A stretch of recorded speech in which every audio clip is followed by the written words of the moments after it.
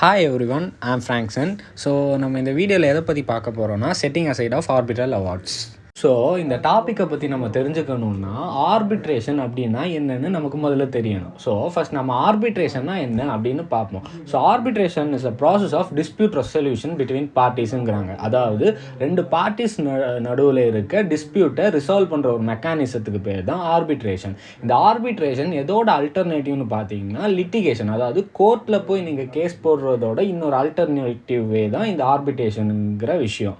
So இங்கே என்னன்னு பார்த்தீங்கன்னா பார்ட்டி இருப்பாங்க அண்ட் ஆர்பிட்ரேட்டர் அல்லது ஆர்பிட்ரேஷன் பேனல்னு ஒன்று இருக்கும். ஸோ அந்த பேனல் அல்லது ஆர்பிட்ரேட்டரை யார் அப்பாயிண்ட் பண்ணுவான்னு பார்த்தீங்கன்னா ஒன்று பார்ட்டிஸே அப்பாயிண்ட் பண்ணுவாங்க, இல்லை கோர்ட் மூலியமாக பார்ட்டிஸ் அப்பாயிண்ட் பண்ணுவாங்க.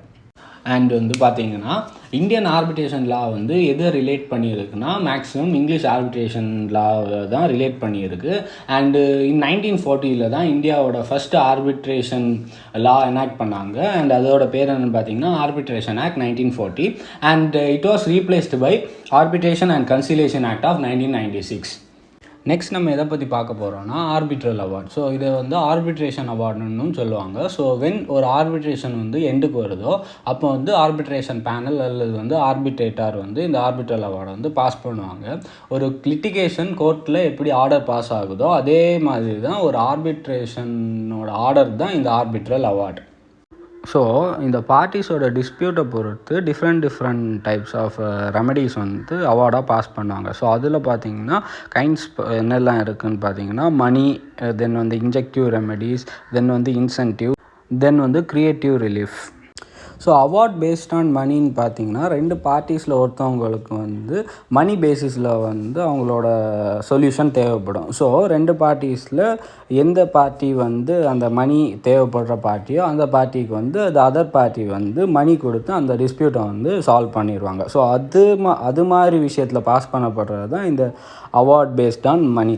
தென் அவார்ட் பேஸ்ட் ஆன் இன்ஜங்ஷன் ரெமடிஸ்ன்னு பார்த்தீங்கன்னா ரெண்டு பார்ட்டிஸில் ஏதாச்சும் ஒரு பார்ட்டிஸுக்கு ஒரு பர்டிகுலர் திங்கை பண்ணுறதுக்கோ இல்லை பர்டிகுலர் திங்கை ஸ்டாப் பண்ணுறதுக்கோ ஒரு இஷ்யூக்கு டிஸ்பியூட் க்ரியேட் ஆகுது. ஸோ அந்த மாதிரி தருணத்தில் அந்த பர்டிகுலர் திங்கை பண்ணுறதுக்காகவோ இல்லை அந்த பர்டிகுலர் திங்கை ஸ்டாப் பண்ணணுங்கிறதுக்காகவோ வேண்டி பாஸ் பண்ணுறது தான் இந்த injunction remedy.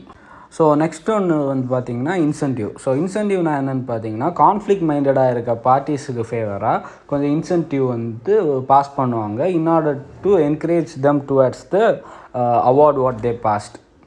So the next one is என்னென்னு பார்த்தீங்கன்னா creative relief. So when the situation, அதாவது அங்கே இருக்க சிச்சுவேஷன் பார்ட்டிஸோட சிச்சுவேஷன் அஸ் அ மீடியேட்டராக ஆர்பிட்ரேட்டருக்கு ஃப்ரீடம் கொடுக்கல ஒரு நார்மல் டிசிஷன் எடுக்கிறதுக்கு. ஸோ இந்த சமயத்தில் அவர் என்ன பண்ணலான்னா ஒரு க்ரியேட்டிவான டிசிஷன் எடுத்து அதை அவார்டாக பாஸ் பண்ணலாம். ஸோ அதுதான் க்ரியேட்டிவ் ரிலீஃப்.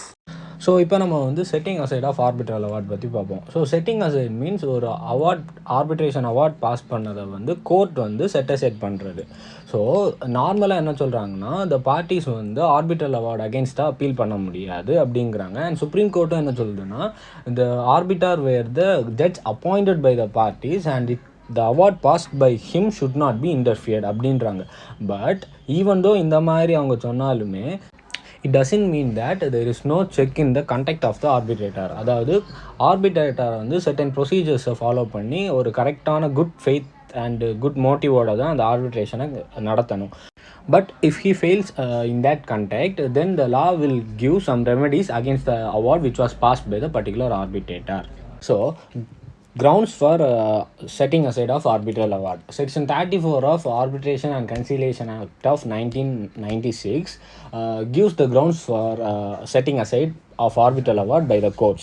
ஸோ அதில் எதெல்லாம் வருதுன்னா incapacity of party, arbitration agreement not being valid, party not given proper notice of arbitral proceeding, and nature of dispute not falling within the terms of submission to arbitration, and arbitral proceeding not being in accordance with the agreement. And subclass B of section 34 class 2 says that other two grounds in which the arbitral award can be also set aside. It was dispute is not capable of settlement by arbitral process and the award is in conflict with the public policy of India. So coming slides we will discuss detail about these grounds. So coming to incapacity of parties, if a minor person or unsound person is a party, and he must be properly represented by a proper guardian. If he is not properly represented by a proper guardian, then the award passed on an arbitration can be set aside. So இதில் என்ன சொல்கிறான்னா, ஒரு minor அல்லனா unsound person வந்து ஒரு Guardian மூலியமாக தான் அவங்க ஒரு ஆர்பிட்ரேஷன் இதில் வந்து ரெப்ரசன்ட் பண்ணப்படணும். அப்படி ரெப்ரசன்ட் பண்ணலை அப்படின்னா, ஸோ அந்த ஆர்பிட்ரேஷனில் அவார்ட் கொடுக்குற அவார்டை வந்து கோர்ட் வந்து செட் அசைட் பண்ணலாம். அண்ட் செக்ஷன் 9 ஆஃப் 1996 ஆக்ட் என்ன சொல்லுதுன்னா, ஸோ ஒரு மைனர் அல்லது ஒரு அன்சவுண்ட் மைண்ட் பர்சனுக்கு வந்து ஒரு பர்சன் வந்து ரெப்ரசன்ட் பண்ணோம் அப்படின்னா, he can apply for the guardianship. அந்த கார்டியன்ஷிப் இதை வந்து செக்ஷன் 9 மூலியமாக அவன் அப்ளை பண்ணலாம். ஸோ அப்ளை பண்ணி he can represent himself in the arbitration அப்படின்றாங்க.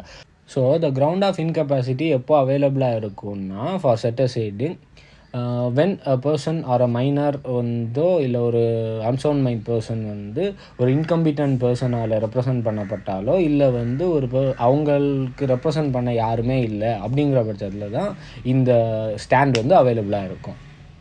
ஸோ நெக்ஸ்ட் வந்து இன்வேலிடிட்டி ஆஃப் அக்ரிமெண்ட். இதில் என்ன சொல்ல வராங்கன்னா, ஒரு ஆர்பிட்ரேஷன் அக்ரிமெண்ட் வந்து இன்வேலிடாக இருக்குது. ஸோ அந்த ஆர்பிட்ரேஷனில் கொடுக்குற அவார்டை வந்து ஒரு கோர்ட் வந்து செட் அசைட் பண்ணலாம்.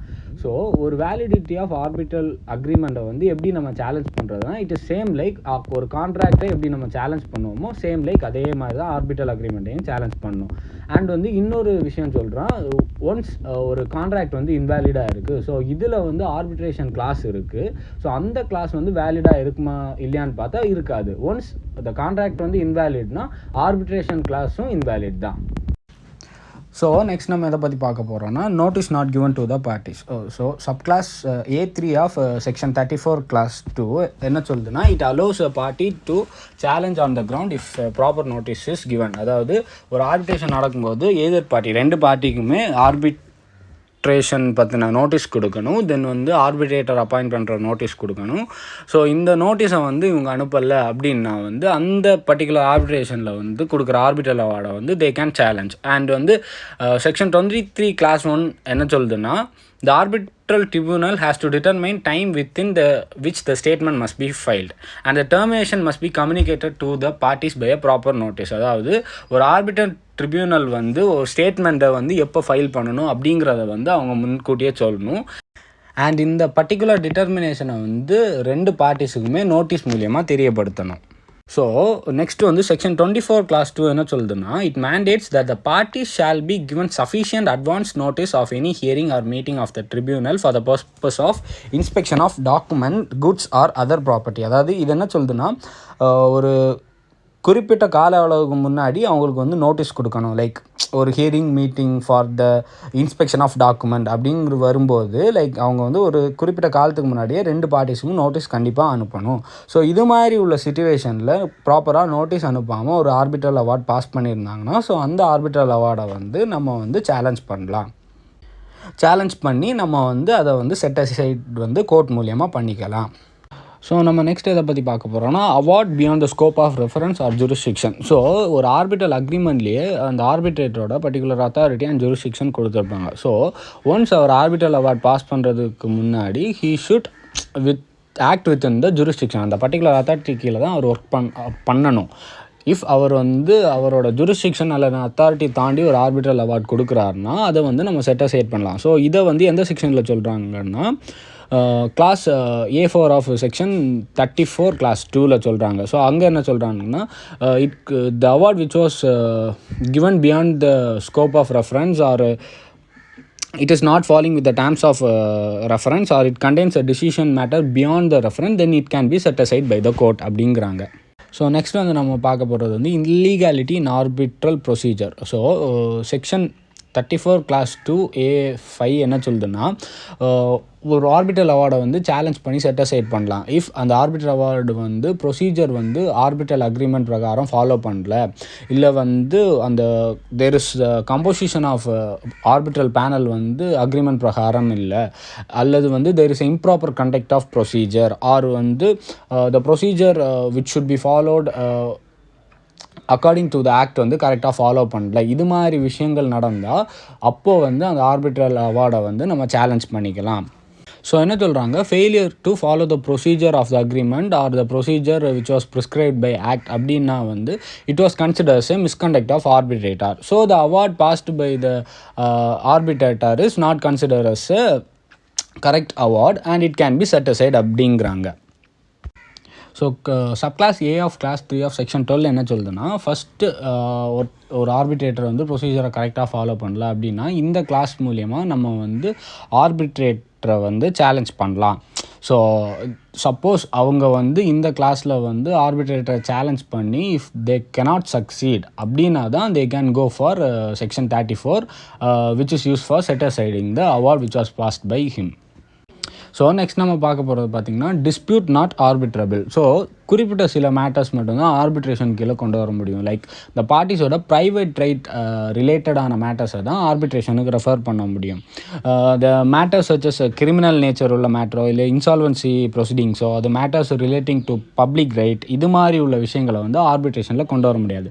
ஸோ அது மாதிரி விஷயங்கள் கொண்டு வந்து அதில் வந்து ஒரு ஆர்பிட்ரல் அவார்ட் வாங்கணும் அப்படின்னா it can be challenged by either party and can be set aside by the court. So next நம்ம எதை பற்றி பார்க்க போகிறோம்னா award against public policy. So subclause B3 of clause 2 of section 34 எது சொல்லுதுன்னா, an application can be filed against the for the challenging of setting aside of an arbitral award if it is against the public policy. So அந்த class பியோட explanation correct தெளிவாக என்ன சொல்லுதுன்னா, if an award is obtained through corruption or fraud is also against the public policy of India, and an award obtained by suppressing of fact or fact marachu or by misleading or deceiving the arbitrator or by bribing or corrupting the arbitrator or by giving pressure on the side of arbitrator இது மாதிரி பண்ணி ஒரு award வாங்கினாலும் it is liable to set aside அப்படிங்குது. So the concept of public பாலிசின்னு பார்த்தீங்கன்னா which is concerned to the matter of public good and public interest. இந்த public good and public interest against வாங்கப்படுற awards வந்து it can be set aside under this section. So next நம்ம எதை பற்றி பார்க்க போகிறோம்னா limitation for filing and application. So section 34 clause 3 என்ன சொல்லுதுன்னா, once after receiving the arbitral award, அதாவது arbitral award receive பண்ணி 3 மாதத்துக்குள்ளாடி நம்ம வந்து அப்ளிகேஷன் ஃபார் செட்டிங் அசைடு வந்து ஃபைல் பண்ணணும் அப்படிங்கிறாங்க. And it also says that court வந்து எக்ஸ்ட்ரா ஒரு 30 days கொடுக்கும். அதாவது இந்த 3 மாதம் முடிஞ்சாலும் எக்ஸ்ட்ரா ஒரு 30 days கொடுக்கும். எப்போன்னு பார்த்தீங்கன்னா த கோர்ட் சாட்டிஸ்ஃபை, அதாவது குறிப்பிட்ட சில காரணங்களால் எங்களால் அந்த 3 மாதத்துக்குள்ளாடி போட முடியலை, அப்ளிகேஷன் போட முடியலை, we were prevented by some what thing அப்படின்னு சொல்லி நம்ம ஒரு அப்ளிகேஷன் ஃபைல் பண்ணால், ஸோ கோர்ட் அதில் சாட்டிஸ்ஃபை ஆச்சுன்னா எக்ஸ்ட்ரா ஒரு 30 days தருவாங்க அந்த அப்ளிகேஷன் ஃபைல் பண்ணுறதுக்காக. பட் எந்த ஒரு கோர்ட்டுமே இந்த எக்ஸ்ட்ரா 30 days தாண்டி அடுத்து ஒரு 30 days, அதாவது அடுத்த டேஸ் வந்து அலோவ் பண்ண மாட்டாங்க அப்ளிகேஷன் ஃபைல் பண்ணுறதுக்கு. அண்ட் செக்ஷன் 36 என்ன சொல்லுதுன்னா, ஒன்ஸ் இந்த 3-month பீரியடும் அந்த எக்ஸ்ட்ரா 30 days முடிஞ்சிருச்சுனாலே ஆட்டோமேட்டிக்காக வந்து அந்த ஆர்பிட்ரேஷன் அவார்ட் வந்து என்ஃபோர்ஸ் ஆயிரும் அப்படின்றாங்க. So, in order to conclude that, India has the most efficient and modern arbitration act. Section 34 and 37 of this act provides recourse against the arbitral award which may be set aside by the court on a specified ground. நம்ம வந்து அதை வந்து இந்த இதில் ஃபுல்லாக பார்த்தோம். And all these grounds are common for both domestic arbitrationுக்கும் சரி international ஆர்பிட்ரேஷனுக்கும் சரி, அந்த grounds எல்லாமே காமன் தான். And the ground for public policy should only be interrupted as far as it aimed towards broadening the public interest and not violating the basic notions of Indian law. And it also said that the judicial intervention should be minimal for success and for the promotion of arbitration in India. So judiciary வந்து intervene பண்ணும், but அது வந்து அந்த minimum ஒரு level வரைக்கும் தான் intervene பண்ணும். So with this I likely to conclude my presentation. Thank you.